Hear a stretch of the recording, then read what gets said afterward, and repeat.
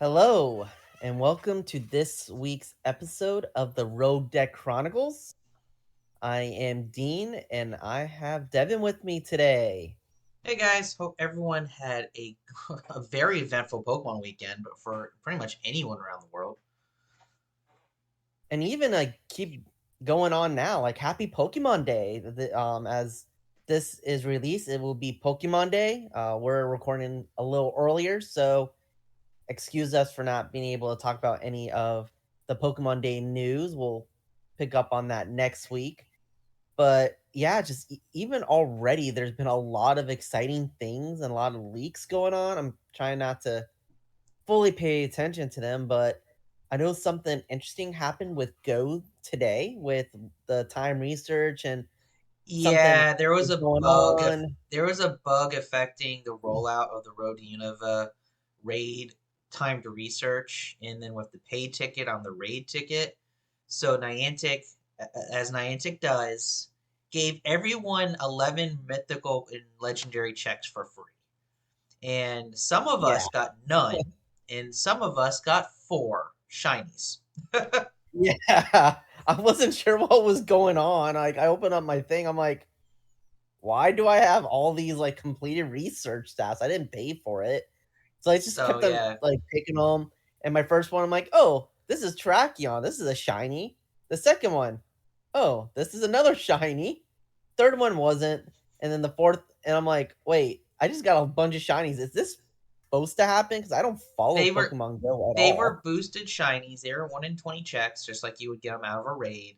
Um, it's just what like it was. There was just a bug that happened that affect progression. So Niantic, as they always do, is when there's a bug that affects progression, even if it's a small population of the player base, they end up giving the entire player base like a reward.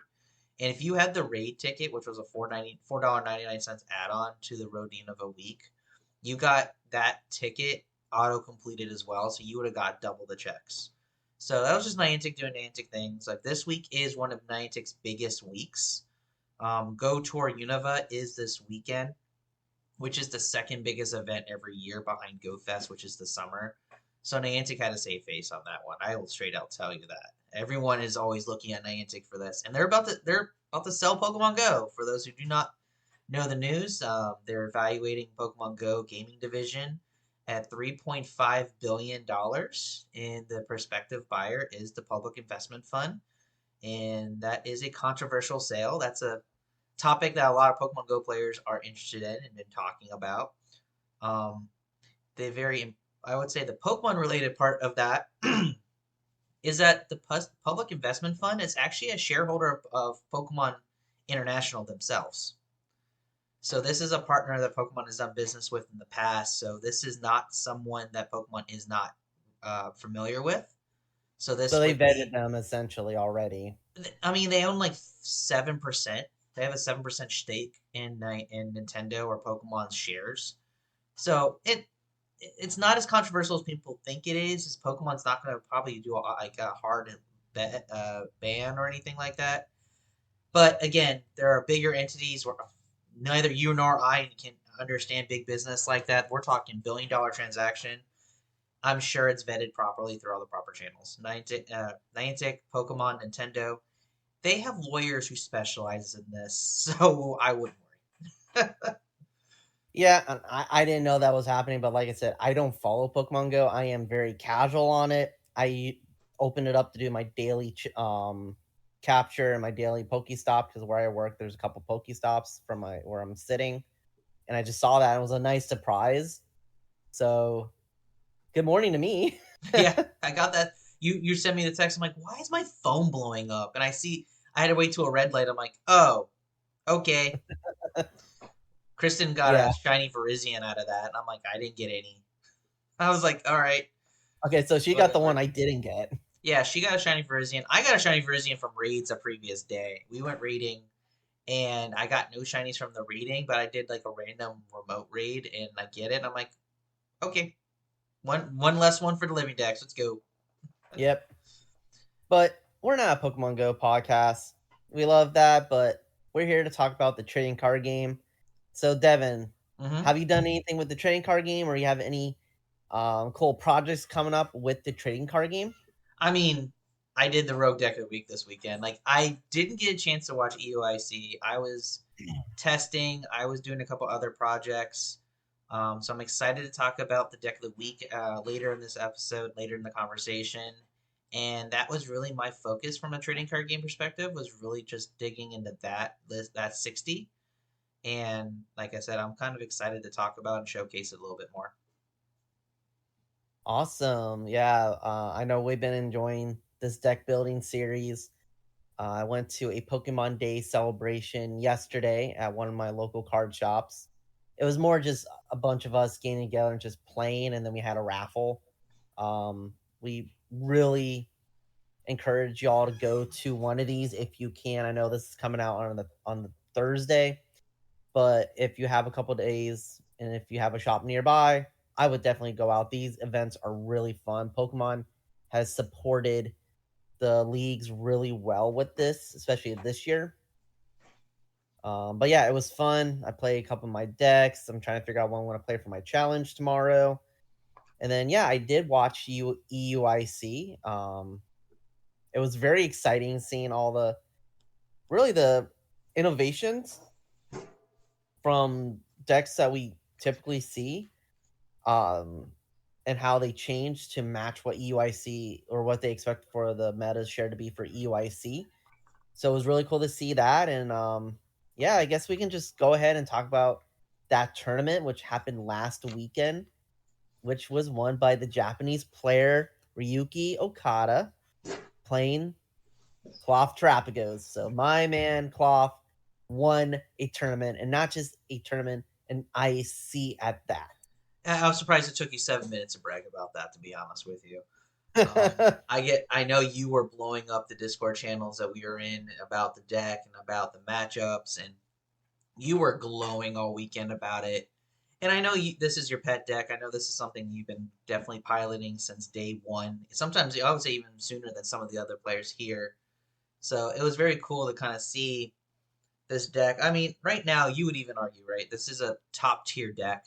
It's a meta contender. This isn't considered meme territory anymore. So it's definitely evolved over the time Mhm. that you've been even playing it. But I think you would argue this is the breakout moment for the deck. You really can't do any better than other than winning worlds with this type of deck. Yeah, and that's not going to happen. Rotation will happen in 2 months, and this deck will totally die with it. Has too many pieces that will rotate out. I know there's some decks that will just do like the Root Bonnet and the Trapagos and still keep the poison package, Mm-hmm. but losing the Radiant Sneasler is very important. Very important.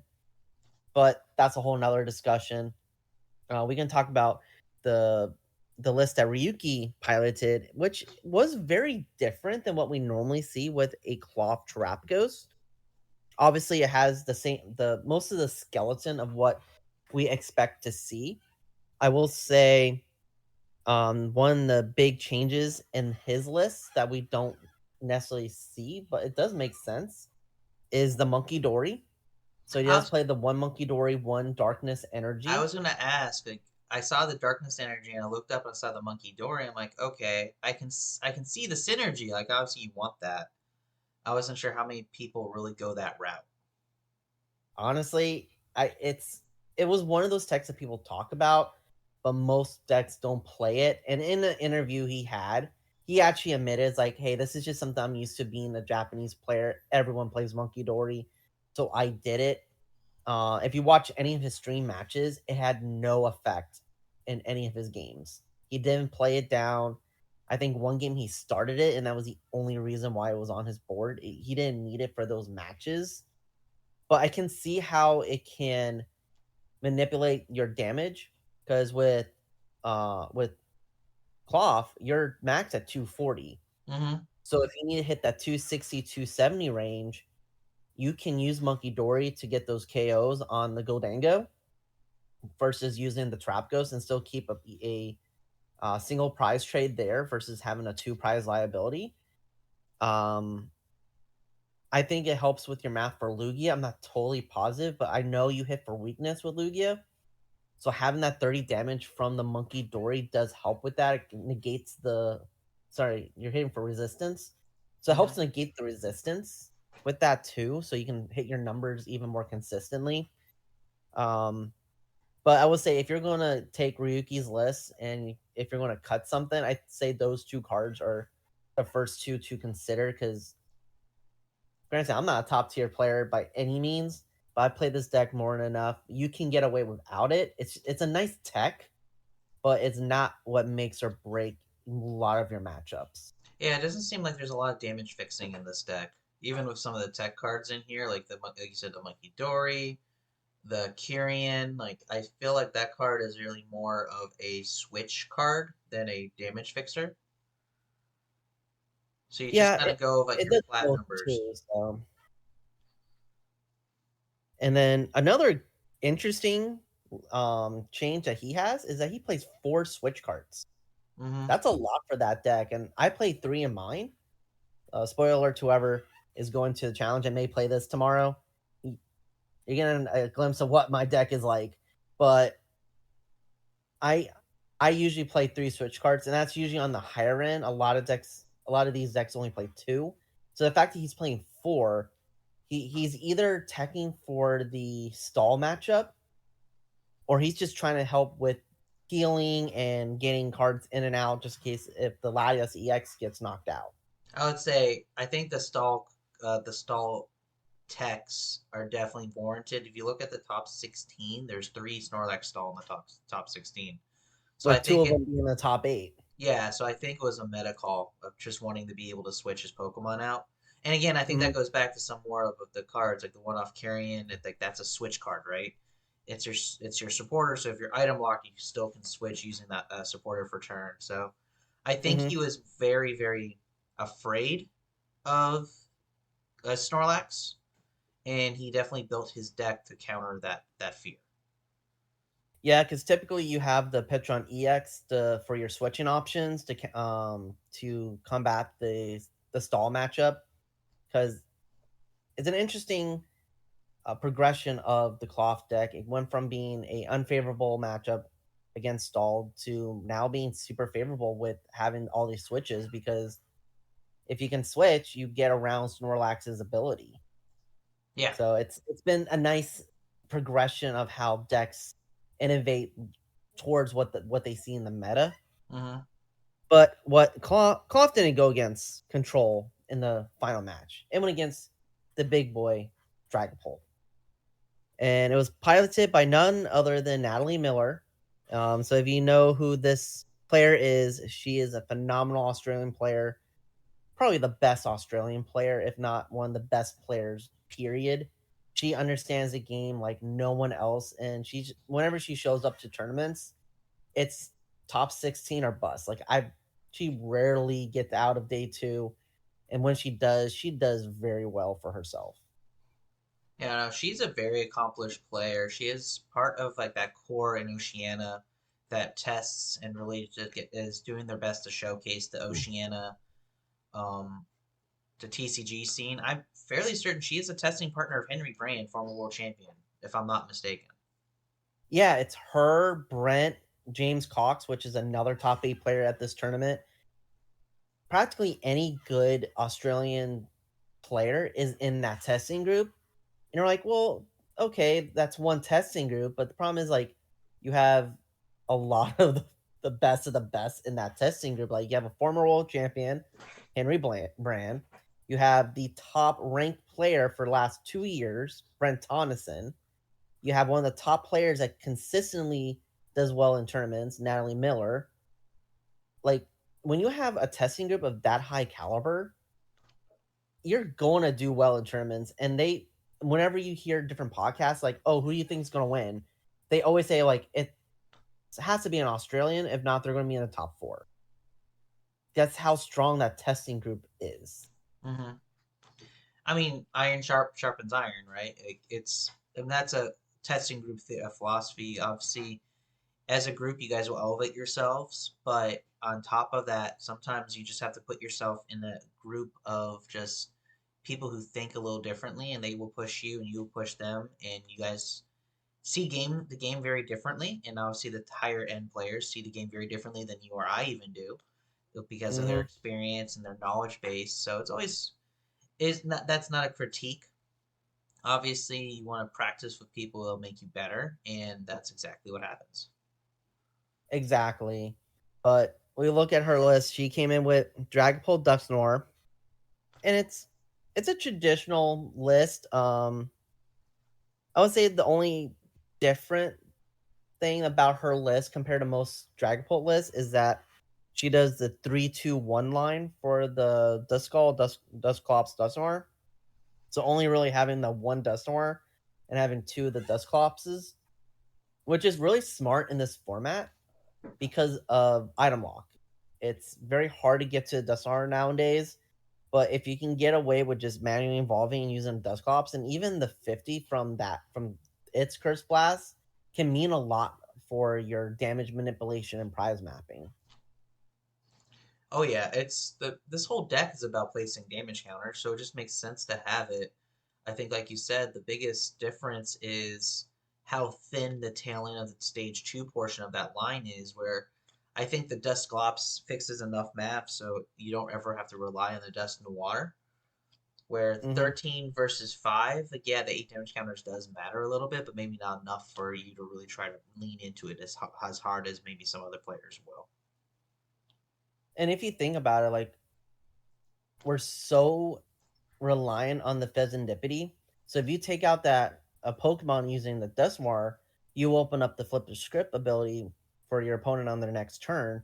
Versus if you just place the damage counters and don't even take a knockout and just play that long spread game, you're you're restricting important draw that your opponent can have, Mm-hmm. and that's really like a lot of players will just go for like I need to get all my prize cards. I'm just going to go for the KO, and it's really the mature mind, someone that's been playing the game a while, will take the slower route and really be methodical of when they do how they spread their damage out. And you saw that with Natalie in all her stream matches. Like she knows this deck, she knows this meta, and she played this deck very very well. Yeah, I mean, you can tell she knows the deck. You can tell she knows the meta, like the matchups, the deck type. Like it goes into the top players will play top decks, but really good players will master top decks. And I think that's Mm-hmm. what her kind of her route to the finals really shows, because I think her route to the finals is a little harder um, than the other route, to be honest. Yeah, I don't know who they played going into the quarterfinals because this was a clean top eight. There was no asymmetrical cut with this tournament. But you mentioned talk like the top players playing the top decks. I want to go into Xander Perot, who is from one of the biggest American testing groups playing Mm-hmm. Godango. And this list, if you look at it, oh, I pressed the wrong thing. 1, 2, 3, 1, 2, 3, 4, 5, 6, 7, 8, 9 players top EUIC with this list. And that's all one testing group with Yeah, so this deck 6 of list was them played being by top Xander, 64. Raul, Grant, Isaiah, John. Yeah, this testing group is very notable. I am looking at all this. And we say this group, they played the same 60. Yeah. So 3rd, 28th, 30th, 42nd, 55, 58. Yeah. So, This group earned a lot of money this weekend yeah. for sure. Playing this version of Godango, and that's what I was talking about earlier was how and the innovation part of going to these big tournaments. The one thing that's really missing from this deck is that there's no Palkia. There's no backup attacker. It's straight Godango. So what are your thoughts on that? I mean, 4-4 of your main attacker, I think that's more of a consistency engine approach, where you don't go for type matchup diversity or even just a backup strategy diversity. You just lean into the main strategy. In this Mm-hmm. case, it's make it rain and just legitimately make it rain. So Mhm. I think when it comes to deck building and you want to go consistent, you just want to just lean into your strategy and it's a make or break. This is not a bad way to go into deck building. It's either you boom or bust, and they fine tuned it to where not only Xander had a good run, but a whole bunch of other players had a good run with this deck. So I think their testing and their them able to fine tune this 60 showed how much just leaning into a central strategy can do. Yeah, and their testing group is much bigger than those who made day two. Like Mm-hmm. when you can convince a two-time regional champion like Henry Chow to switch off a deck that came in really strong to play this list, there has to be something with this list. Like Henry Chow played Goldango. I don't believe he made day two, but like if you can convince these top players, you get off something that they're super comfortable with, there must be a very good reason. And you saw like Xander Pero went undefeated. I believe he went 10-03 Mm-hmm. into top cut, being top seed and getting into top four, ultimately losing to Ryuki in the semifinals, which Goldango is a hard matchup, or Cloth is a hard matchup for Goldango because of how it can manipulate its damage. Which, if you want to go back to that stream game, you can see how that matchup is. But yeah, like playing 4-4, going straight, being a little tanky because you're 260, not a lot. You're not getting one shot by a lot of things. There isn't a lot of fire decks out there, so you're not really worrying about weakness. Yeah, it was a strong deck when he was on stream. He piloted it really well, and it was very enjoyable to watch. So all you Godango fans out there, you have been redeemed. You have been heard, and this tournament showed how strong that deck is, and a lot of people wrote it off. They didn't even consider it as a contender. And really, like if you look at the list, like I'm just kind of perusing through the list, right? It's Mhm. fairly rotation proof. I The only thing you lose is Pokestop, I think. Oh, lots of vacuum. Yeah, you lose like I would say it's Pokestop, Lost Vacuum, Hisui, and Heavy Ball, but that just means you find a different stadium. You just learn how to, and then obviously Radiant Greninja. But I think there will just be you just find another engine when it comes to Radiant Greninja. I don't think Radiant Greninja is that strong where it is this deck falls off when it comes to rotation. It's I think Radiant Greninja is something you can easily find a way to just do more discard synergy. Yeah. Pokestop, more discard synergy. And then Hisui and Heavy Ball is really just a consistency factor where you just want to look into your prizes. So I think if you are wanting a deck that is fairly long term, this might be a deck for you. Yeah, and even then, there is some innovation with this deck. There was another deck that got it made day two. I don't know where it landed. Oh, top 32 at 19th place, and it ran the 1-1 scissor line. So if you can't get your Godangles out, and if you're going against a deck that has a lot of abilities, that scissor was a very good one prize attacker for you because it you can hit 310 if every one of your opponent's Pokemon has an ability, which I've done in the past. I used to play a Scizor deck, and when he can do that, it feels awesome. Yeah, I mean, whenever those baby techs work and they make you feel really good, it's always a good call, and especially when they're single prize, right? It's just an easier feel good moment for any type of deck building for sure. Yeah, and then there was a Archaldon list that got fourth place. Other than the usual suspects, let's see what if there's anything interesting that made day two. There was a Greninja player that made day two with the Greninja EX. Hydreigon made day two.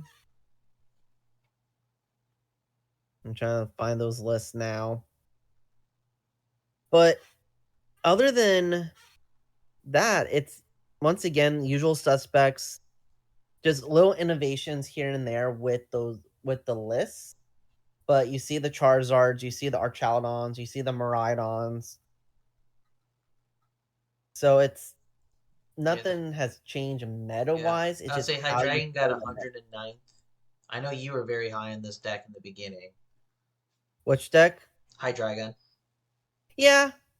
I think it's a good deck. I think it's still missing a lot of pieces, but seeing it consistently get at least one player making day 2 with it, I think it's really cool.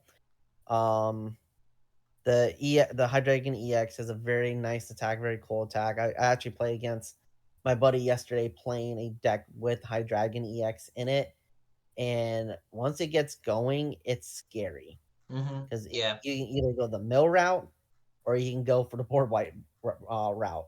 So it's like, how do I play around this? There's two very good strategies here. Yeah, and I think even the mill route, like top 3 cards where you're doing 200 damage, and like there's a lot to have to be afraid of with that first attack. Oh yeah. So UIC happened. So going forward, we don't have any tournaments this weekend, but there is a major tournament happening in 2 weeks in Vancouver. What do you expect to see from players going to Vancouver?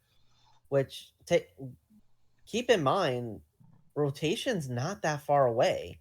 So Yeah, do you see people innovating and having fun towards until we get to post rotation, or do you think people are still going to keep on what they know, do the nice safe method, and just play what's been working? I think players are going to cut the difference in that question. Actually, I think there's a lot of decks right now that are rotation proof already. Um, like I think cloth is the exception, where cloth really will be like a victim of rotation. But we've already kind of seen the victims of rotation already fall off, like the Rage Dracos and like Gardevoir Mm-hmm. to a smaller extent. Like Gardevoir's popularity isn't as much as it was.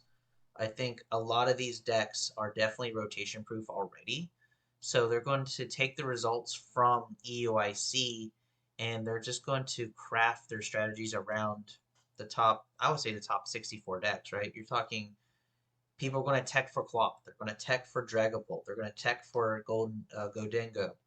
They're going to tech for Archaeodon. Like they're going to make sure their decks are either that one of those 4 decks or they have favorable matchups. And so it's going to be an evolution piece of it. I don't think a lot of players are worried about rotation anymore. I think that question has solved itself with the new meta.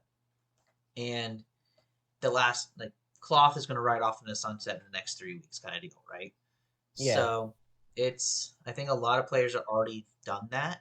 And now they're just going to try to fine tune what they can do for the rest of this block up until Journey Together and then evaluate the card pool after that. Yeah, I agree with you. I think it's going to be a mixture of both. Obviously, those who are trying to go for their world's invite, they're going to stay with the try and true. Maybe a little innovation here and there, but nothing too spicy. Those who either have already locked it up, or just wanting to go and just play for fun, I feel like they're going to try to do something different, something new. Um, it's just hard because we do have a very established meta. Yes, it's a wide meta, but it is established, and there isn't really a lot of new things that we can try to do. Because really, with Prismatic Evolution, when that set came out, um, not a lot changed. We got two new playable cards, but other than that, it's been relatively the same. Yes, the Badoo kind of killed Dragapult. There's no way around that. But even then, Dragapult's still strong. It got top 16 at EUIC, even with the the Badoo counter to it. Mm-hmm. So we'll see how and if there are innovation and anything unique. Yeah. I would like to see maybe an Arceus deck do well at one of its final tournaments before it rotates too. I know there's been this Arceus Firebox deck going around on online right now. Maybe that will have its last time to shine. Maybe we can see that on stream or make day 2 with it. But yeah, it's going to be a lot of the same with maybe a little spice here and there. Oh yeah. I don't think there's going to be no creativity. I just think that it's just gonna be more future planning creativity than Mhm. just going out with a bang, right? It's there's gonna be that in between. So Yeah, it's gonna be interesting to see what risks or any that some of the players will take going into Vancouver and then prepping for Atlanta. And honestly, you never know what the players are going to do. EUIC reaction and IC reactions go one of two ways. Either nothing changes or everything changes. exactly. And I'm excited to see how Vancouver turns out, and I'm excited to watch it. So, but yep, that was the UIC, one of the biggest tournaments that we will see this year. One thing we also didn't mention: this is a gigantic tournament, Oh yeah, 3,200 masters, just masters in the TCG. gone are the days. Or I still do not comprehend how big these tournaments can get. It's I remember the day where there was 800 people at a tournament, and that was world breaking. We're talking about multiple thousands every single time now. Yeah, and that's what it maxing out. There was a lot more people that wanted to go to, so we'll see how NEIC shakes up. I know I'm gonna try to go, but as we move on from the majors, the big regionals and ICs, we're we're in the process of learning how to build decks so we can get to the point of playing these big tournaments with our own creation. Mm-hmm. So let's continue our deck building series. So as a recap, we've talked about picking an archetype, a main actor for our deck. And then we also talked about the supporting role, the the Pokemon that support our idea to make that archetype really succeed. And then we went into how our resource and resource management and the type of cards, whether it be Pokemon search, different recursion cards, how that can support how we are successful or even unsuccessful, depending on how we draw and the RNG of everything. How does that play? How that play a role in our deck? So, Devin, what is our topic this week with deck building? Yeah, so now let's talk about the cards that really have restrictions, right? So now the what I want to talk about today are supporters, but more specifically are going to be your draw supporters. Because these cards are so powerful, you can only play one of these a turn.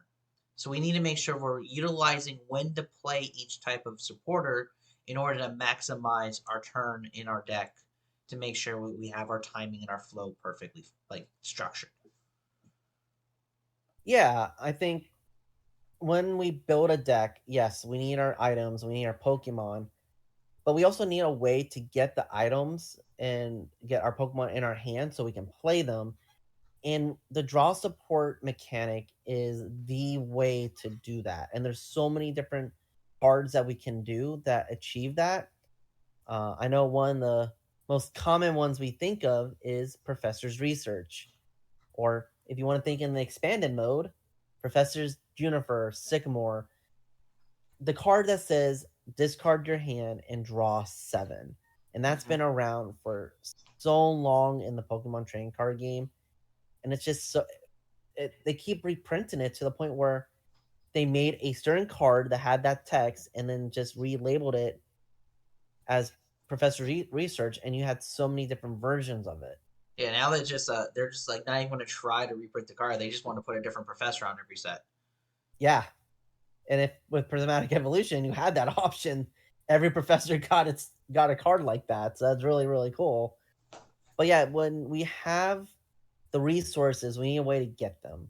Mm-hmm. And yes, discarding your hand may feel bad in the moment, but a lot of times it helps you get the resources you need in your discard, draw more so you can utilize resources in your discard too. So it's more about just refilling your hand. It's also providing a way for you to play the game other than from your hand to the board. You can do discard the board or discard to deck, and it helps open up a lot more possibilities. Yeah, and one thing I want to emphasize before we really talk about more specific examples of what draw supporters are is that a draw supporter needs to be synergistic with the general strategy of the deck. So if you are a deck like Ancient Box, you're probably going to run a little more Professor's Research than probably another deck that needs to manage your resources a little better because you want to put stuff into the discard pile. Well, Professor's Research is discard your hand, draw 7. That's great. Some other cards would rather shuffle your deck or your hand back into the deck and draw X. So you really want to make sure when you are picking the draw supporters for your deck, it makes sense with the general strategy of the deck, and it makes sense with how aggressive the deck wants to be. I'm not saying Professor's Research should not be in every deck. I honestly do think that a deck that doesn't run research is a deck that has a very unique strategy. Because I think just refilling your hand to 7, regardless of whatever deck you're in, is just too powerful to ignore. But not every deck would want to put 4 of it into it. Like, you have to be very aware of what you want to accomplish when picking out your draw supporters for your deck. Yeah, and in the Pokemon trading card game, that is just so important. Put it in perspective. There's another trading card game that just banned a card because it said draw 3. And that is completely banned because it broke the game and it made it too powerful for their game. Meanwhile, we have cards that make us draw 5, 6, 7, as many as that's on your opponent's bench, as many as on both your benches. Like, we have so many ways to draw cards, and that's like normal for us. So we want to take advantage of that mechanic that our game provides. And yeah, you're totally right. You need to pick the draw that best supports your deck. So if you're playing an ancient deck, like either Ancient Box, Gouging Fire, really those are the main two ancient decks, but you want to play cards like Professor Sada's, Professor Sada. It helps you get energy back, and then you draw 3.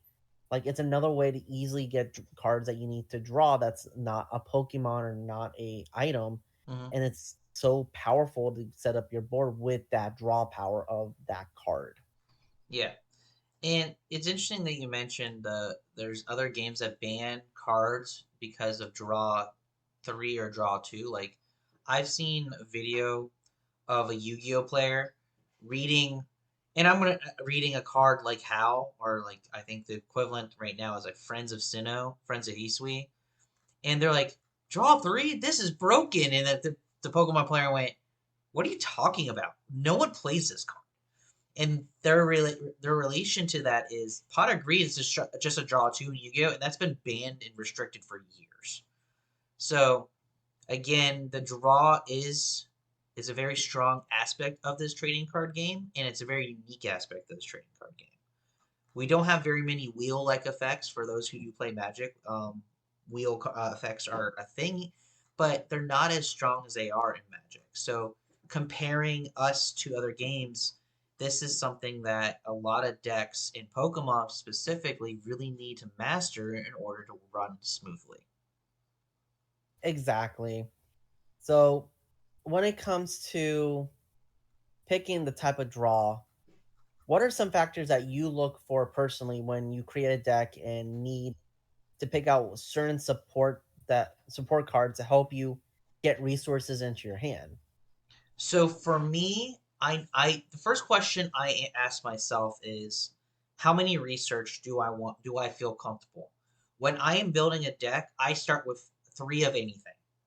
And I don't go automatically inclusion of 4 ofs because I want to be able to be a little more flexible with my deck list. So when I'm building a deck, I start with 3 research. And then after a couple rounds of testing, do I feel like a 3 is good or do I need to add more? And I do the same with Iono. I do the same with other consistency cards like Arven or Crispin. I've been falling in love with Crispin lately, but we've been doing the evolution, so I need awkward energy acceleration. But there's so many other cards that can give you situational draw, and I really just try to build out from research Iono or N for those who've played a little longer, and then build around them.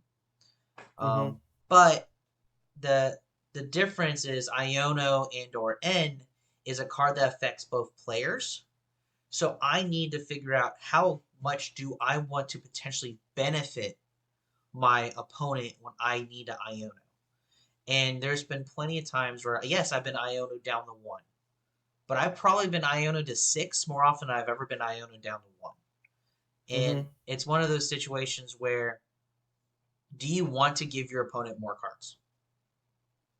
And I think that is a reason why I don't like Iono as much, because it just is too much of a risk reward for my playstyle.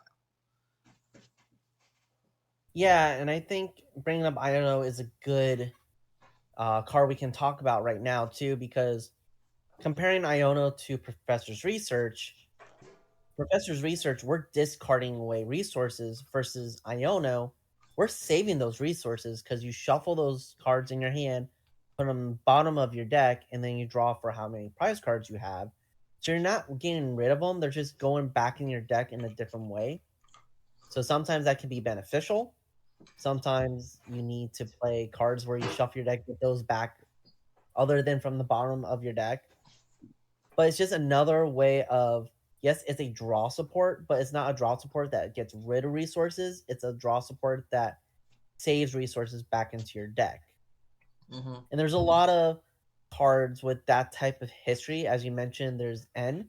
That's a very prominent card in the expanded pull set. And from there, we also have Marnie, which kind of did the same thing as Iono, but your opponent got 4, you got 5. So those type of draw supporters are also a way to save your resources as well. So they serve two purposes.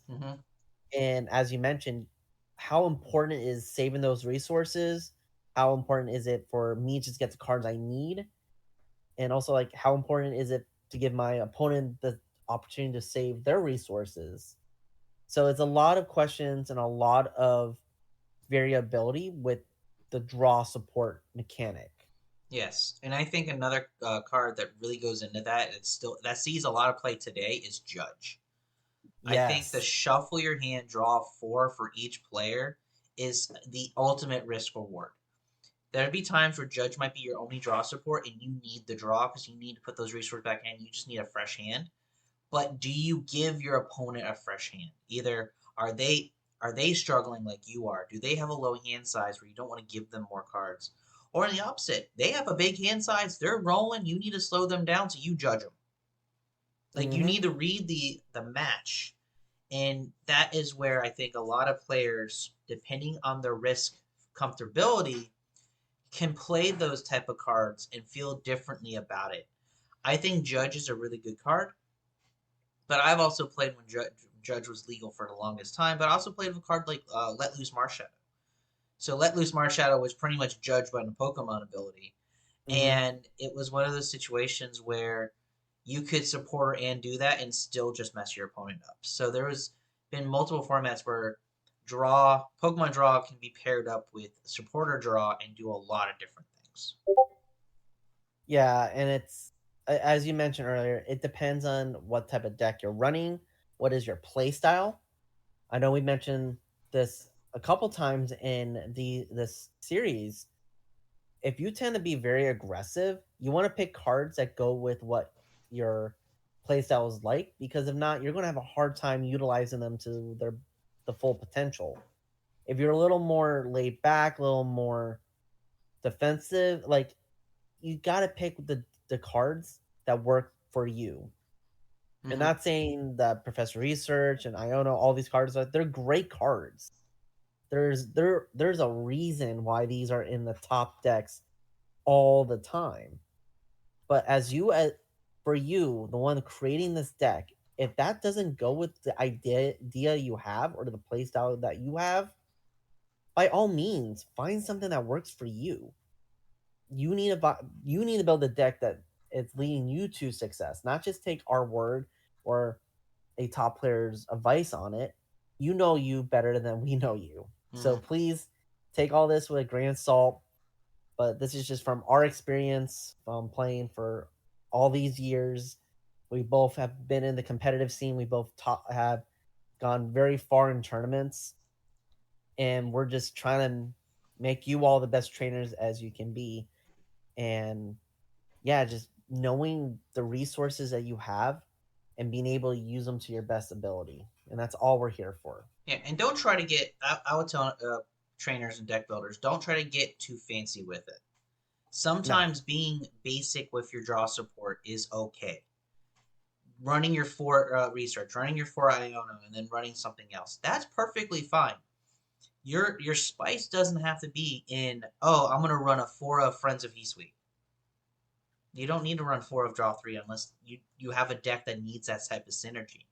You don't have to Mm-hmm. run 4 judges because you want. I mean, some decks want to constantly just mess with your opponent's hand size, but you don't have to just because you feel like you have to be that extra spice. You don't have to run a worker because you want to draw 3 and discard a stadium. Like, if you have stadium hate, great. Or you have cards that need stadiums in the discard pile, like if you're running a Rotom or something like that, great. But you have to look into those synergies and just know that draw support is your consistency engine. And you Mm-hmm. have to make sure that game in, game out, you are getting what you need when you need it. And you are analyzing that risk with those shuffle cards. And if you don't want to play shuffle cards, you don't have to. There's plenty of draw support out there. And there's a lot of different cards that will benefit different board states as well. So definitely when you are picking your draw support, I would go your research, your Iono, your consistency supporters, and then see what else you could add on that makes sense to the rest of the strategy. And it's not, like I said, it's not bad. You don't have to be creative. Don't try to overthink it. If you find that niche, great, but don't try to.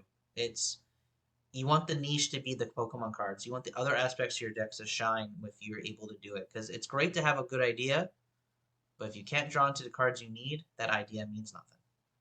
Exactly. And I think a really good example was something I actually saw today watching a stream. And it was a Tingaton deck. And it relies on draw support. So that's actually a very good example for this topic.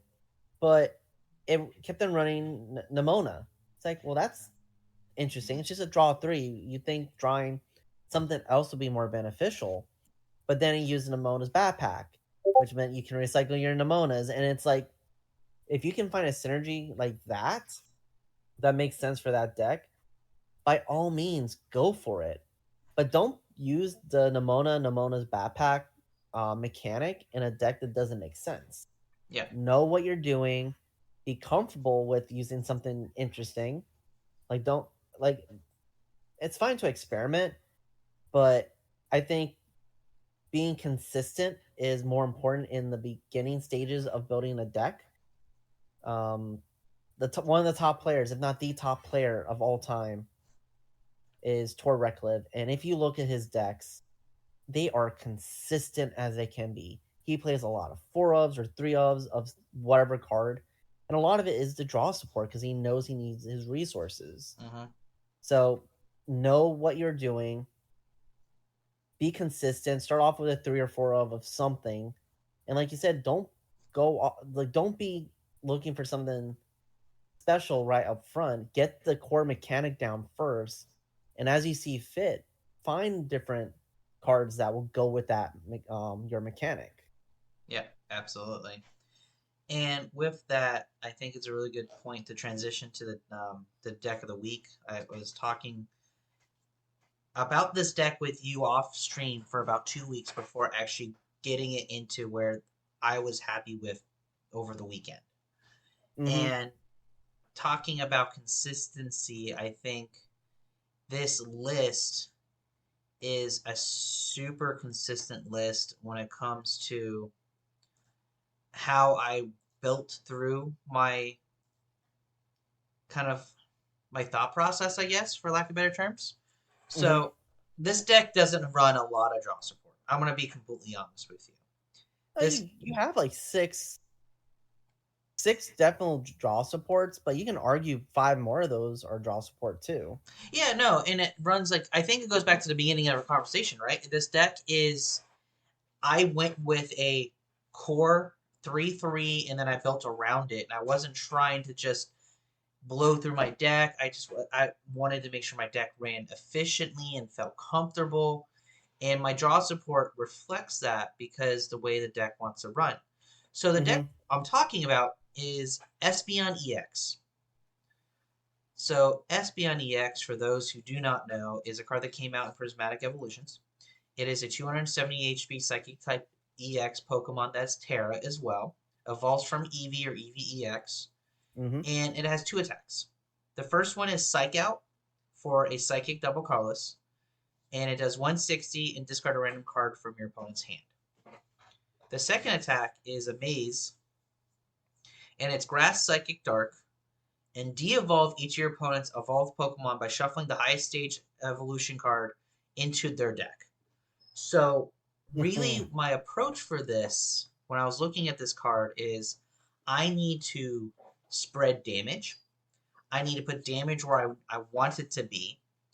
And then I need at the same time to be able to build up my board, but also get the energies I need onto my Espeon in order Mhm. to get the Devolution attack to go off. Now, the rest of the deck, we'll kind of go run through it real quick. The deck list will be in the show notes. So if I'm running a little too quickly, definitely you'll see it in the show notes. So this deck runs a 4 of Eevee with the colorful catch attack. It's 70 HP as well. So I opted not to do the Eevee with the evolution. You'll see why in a second. And then from those 4 Eevee, I run the 2 Espeon EX, and then I run 1 baby Espeon. And the baby Espeon is a stage 1 psychic Pokemon for 110 HP. And it has the attack Psychic Assault for a single psychic energy that's 30, and then 10 more for every damage counter on the opponent's active Pokemon. So again, I built a little bit more synergy on the placement of damage counters with that evolution Mhm. branch. And then the rest of the deck is a 2/2 line of Froslass. So I definitely do not like abilities. Froslass is a card that has Freezing Shroud. During checkup, you may put 1 damage counter on each Pokemon that has an ability, both yours and your opponent's, except for any Froslass. So, as you've heard right now, I haven't had really played any Pokemon with abilities. I want to punish my opponent without punishing myself. Mhm. But I do run 3 Munkidori. I do need some other way of getting damage onto my opponent's board, and I'm using the Munkidori for that. And then the last attacker, or the last Pokemon on this list is Uxie. For a single Psychic Energy, I can put 2 damage counters on each of my opponent's Pokemon. So my strategy is set up my board, set up multiple lines of evolutions, and then just take advantage of a whole bunch of damage counters. So the draw Yeah. support definitely is more consistent based because I need to be able to pump all those different lines turn in, turn out. Yeah, and I remember us talking about this when we first realized what Espeon EX did. We initially thought, okay, we need to build a spread deck, and you really wanted to do it because that's kind of your favorite style of decks to play is spread. Yeah. That is your MO.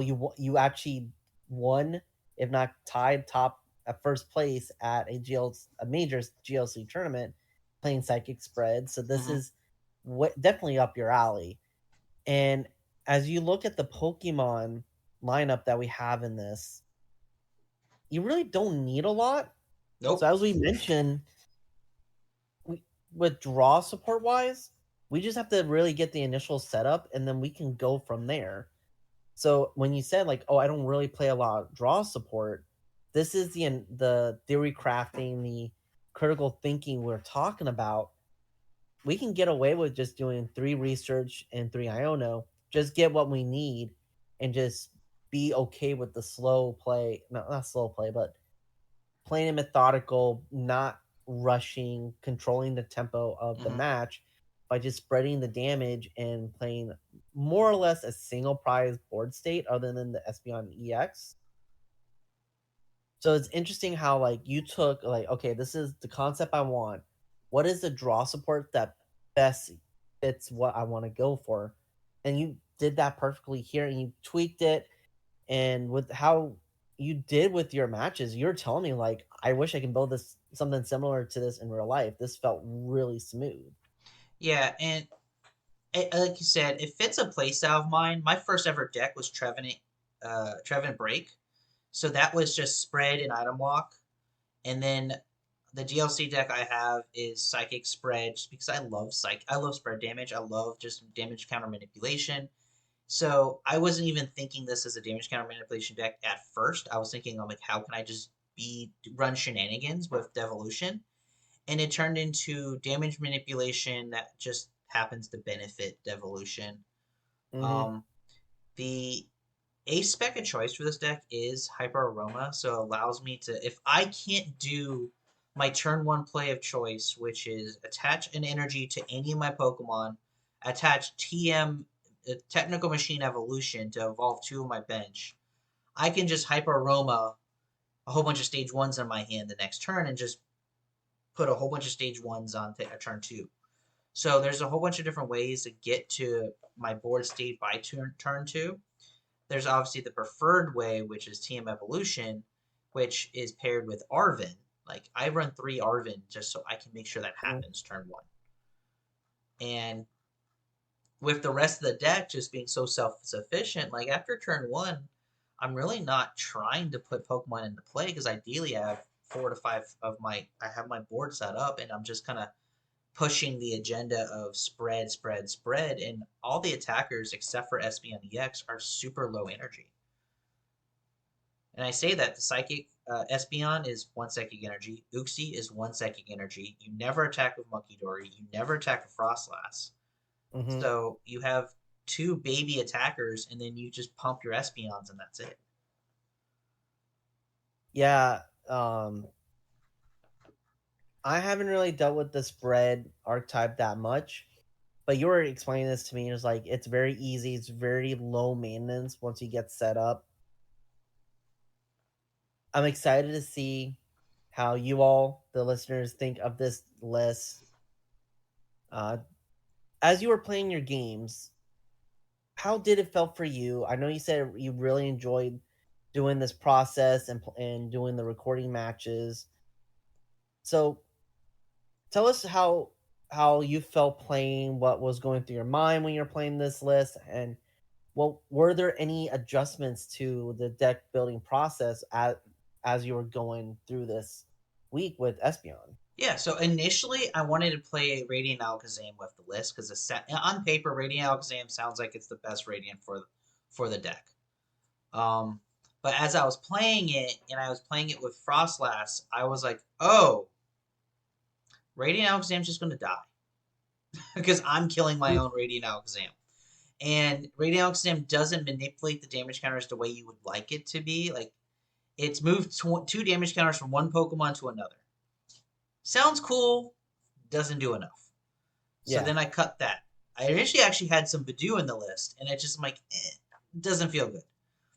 The item lock's great, but don't need it. Don't need a 30, and to me, you don't need a 30 HP liability. So I cut that from the list. I didn't have any energy search at first that was item based. And as I was cutting the Pokemon out, I'm like, all right, let me add an Earthen Vessel. Let me add more, let me add 2 Earthen Vessels. I had a lot more TM Evolution Devolution, because I was really going for the de-evolve strategy, and I cut that back to, I have 1 TM devolve, 1 TM evolve, 1 TM turbo energizer. And I felt super comfortable because I wanted my turn one strategy to be set up my board. Mm-hmm. And even if I had a turbo energizer onto a benched Eevee to get an Espeon online turn one, I didn't feel bad doing that. I didn't Mm-hmm. have to, but I didn't feel bad doing it. So there was a whole bunch of different routes I could take based on the opponent I was seeing. Um, During my initial testing, I was testing against decks without abilities, because the one thing I do love on live is the testing mechanism it has, because you're not testing against the same deck over and over again. You're testing against a random pool of decks. So I was able to see how this deck ran against evolution decks, against item based or ability based decks, and a decks that didn't really run abilities but was super aggressive. So I had to kind of adjust to that strategy as I was building my deck. So Mm-hmm. it was super interesting to see the evolution over an afternoon with my initial thought of the 60 versus what the 60 was for the actual video. Yeah, and that's I know we've had a lot of conversations about this deck, and at the end of it, you're like, yeah, I really love this. Like, for the most part, this is rotation proof. I think I'm looking at the list. The only two cards that rotate are the Iridas, which, yes, is impactful, but I feel like we can find options to replace those Iridas to make this deck work. Mm-hmm. Um, It's the Iridas and then the Snorunt, but you can just switch to Snorunt. yeah, So that the Snorunt is rotation proof, but it's not. Like the collect Snorunt is okay if you're in a jam, but if you're attacking with Snorunt, you're already in a bad spot anyway. yeah. So it doesn't matter which one you play at Yeah. that So point. the two Irida is really the biggest cards in this deck that is will fall off of rotation, but I think the Irida is more of a luxury card than a need because it's get a water Pokemon and then get an item. Mm-hmm. You're really just using it to get the Froslass if you couldn't get it any other way. And I'm sure that that supporter slot can get transformed into either another supporter or just a better item. So this is a Mm-hmm. deck that I could be convinced very easily to drop the Espeon EX itself and just make it into a damage spread single prize deck where maybe you run a 4-3 of just the baby Espeon and then you don't even worry about the complicated energy on Espeon EX and just run damage, evolve, and then devolution just as a late game sweep situation. So there's a lot of ways that this deck can even just grow over time, but in its current 60, I would actually love to take this to a challenge or a cup and see what happens with real people because I think Mm-hmm. it's streamlined enough to do really well in a best of one scenario, and it's also one of those situations where there's pieces in it that a lot of players will know about, but they won't be able to see the full picture until everything's on the board at the same time. Yeah, and it's a type of deck that people don't necessarily see a lot, so they may not be totally prepared for, or at least know how to do it right away. Mm-hmm. So I'm excited to see how our listeners enjoy this. I know you recorded your matches and had a really fun time. Mm-hmm. So that will be coming out tomorrow, Friday, the day after this podcast is published. So go ahead, take a look on our YouTube channel, like, subscribe to it, and let us know what you think of this deck. I guess the last question I have is, since this is a different style of playing, going the spread route, what advice do you have for players that haven't done this type of deck before? To me, is you have to have patience. You have to like playing a game of chess in order to like playing spread because there's going to be times where it doesn't look like you're setting up your win con, but you are. It's going to be, yes, you may have 6 damage counters everywhere. Like every Pokemon may have 60 damage, and that doesn't look like you've done a lot. But 60 times 5 is 300 damage on the board. Mm-hmm. So you have to be able to just watch those numbers grow. You have to be able to be patient with it. And you're going to have to make sure that you just repeat what you're doing over and over again. The one thing I love about spread decks is that the strategy is fairly linear. It's just slower. It's exponential growth, not just punch you in the mouth. So depending on how you build your spread, like my GLC deck, I put a whole bunch of damage on the board. Like every Pokemon's probably at 6 to 7 damage counters, which won't kill a lot of Pokemon. And then I have a Lunala that I just slam down as a stage 2, be like 2 energy attached to it, double all your counters, and then all their Pokemon go pop. Yeah. So being able to do that, and I think the Espeon, the baby Espeon, does that. Like, okay, you have 6 damage counters on it. You're 60 damage. I'm gonna Psychic Assault now for 90. Most Pokemon are just gonna you should slowly ramp up that damage by setting up long-term plays. So that's what I would advise someone if they want to play a spread deck. Be very much a long-term player. You have to be able to thrive in that mid to late game more than in the early game. Yeah, I agree with that, and I for me that's something I would like to improve on.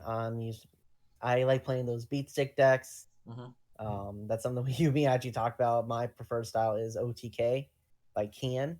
I used to be very defensive, but I haven't been able to play those type of decks in a while. So, but yeah, um, let us know what you think of the Espeon EX deck. Devin enjoyed it. It's been nice to hear from his experience throughout the week. So be on the lookout for that video. Before we head out, Devin, any final words for today's episode? No, I would say be willing to just grab a random card and try to build around it. I think that's really what this whole mini series of the evolutions has been all about. I had no idea what Espeon EX did this time last week, and I just sat on it for a week. I thought about it and I theory crafted it, and then I executed it, and I ended up finding a card that I really did enjoy playing. So I think that's all about this process that we've been talking about, and I hope everyone experiments with different cards. And it doesn't have to be a card that's already out. If you see a card when a leak happens or when an official debut happens, and you just want to think about it and marinate on it, have fun with it. Don't wait for Mm-hmm. someone else to do it. Just do it yourself. And I know we've been doing that with some of the Journey Together cards. You and me have been talking about other decks that we're excited to build that we can't build yet. Um, but yeah, I think that's great advice. Just take a card and just do your research and see how you can make it a fully functioning deck. Now, it may not necessarily be like a top meta deck, but as long as you have fun with it, that's all that matters. Yeah. And you'd be surprised what it can do against the meta once you put the time and effort into them. Exactly. Well, that is this week's episode of the Rogue Deck Chronicles. Thank you for listening. I hope y'all enjoy your Pokemon Day. Let us know what y'all did to celebrate Pokemon Day. What y'all think of the direct that's going to happen. Anything exciting you have to celebrate this franchise? Let us know. We want to celebrate with y'all. But until then, we'll see you next week and have fun playing those sneaky decks. Bye, guys.